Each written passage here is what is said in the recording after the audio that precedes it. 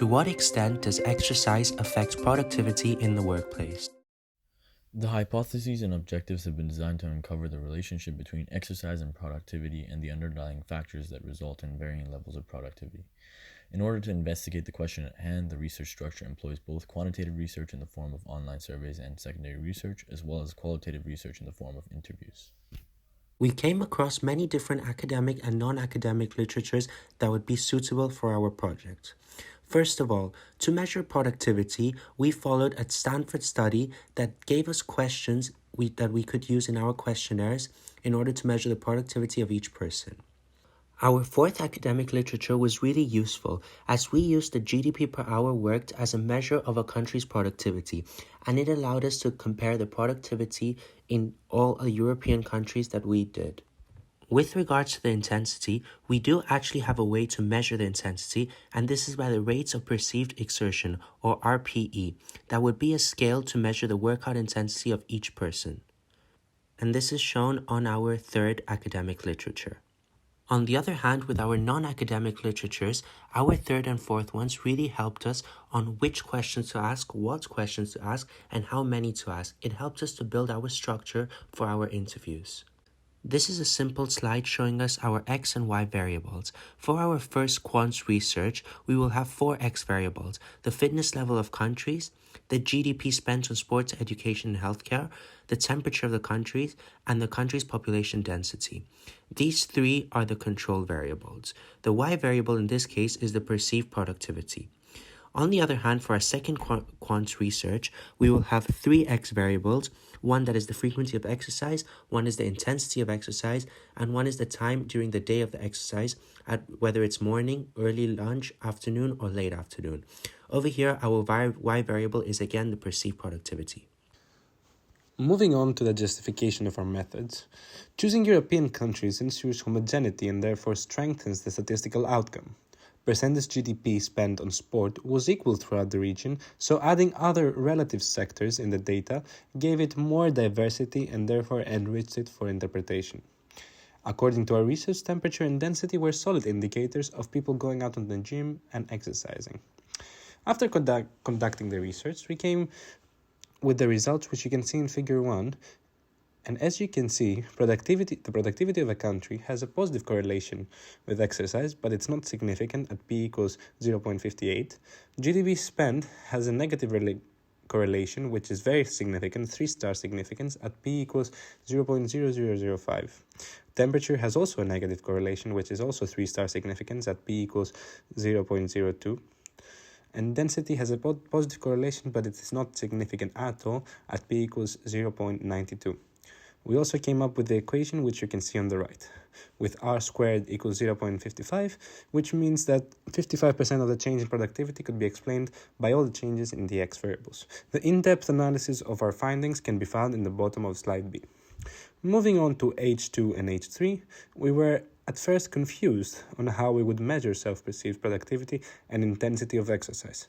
After doing some research, we came across reliable literature, academic one, from Stanford and other sources that guided us on this matter.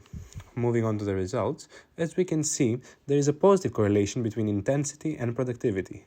P-value is 0.005, which gives it a 3-star significance, which means that the more intense one's exercise is, the more productive they are at work.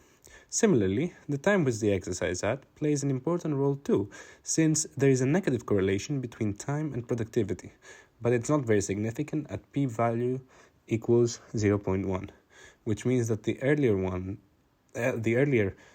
exercises, the more productive they are at work. Interviews are following a guest sheet consists of 3 topics.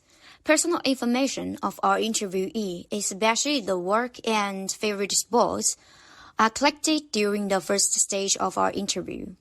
During the second stage, a memory recall of route line on that day of our interviewee come up first, and then continually exploring that walking experience include the normal and hard walking tasks. In the last stage, we set open-ended questions asking our participants about their altitude to exercise and giving suggestions about daily exercise to other people.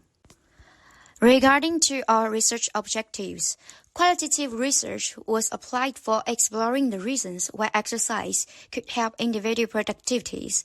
Totally, we have 5 participants accepted our semi-structured interviews. All of our qualitative data were collected from interview transcripts, field notes, and observations. Semantic content analysis was applied to process our qualitative.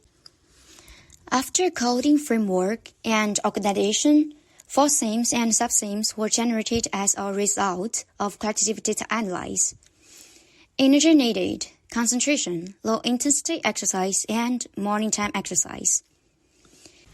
From our coding bank, it is not hard to see the most mentions by our participants is related to how exercise improves one's concentration and focus in the workplace.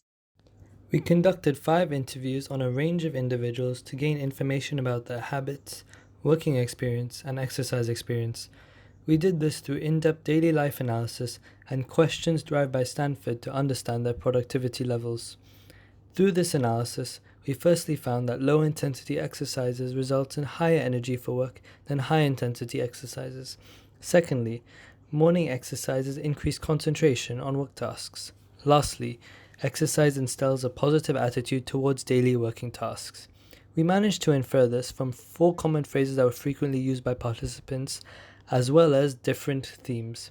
The common phrases were concentrate on, easy exercise, full of energy, and avoid mistakes. Meanwhile, the 4 different themes were general topics that participants talked about. These included enough energy, morning exercise, low-intensity exercises, and more concentration.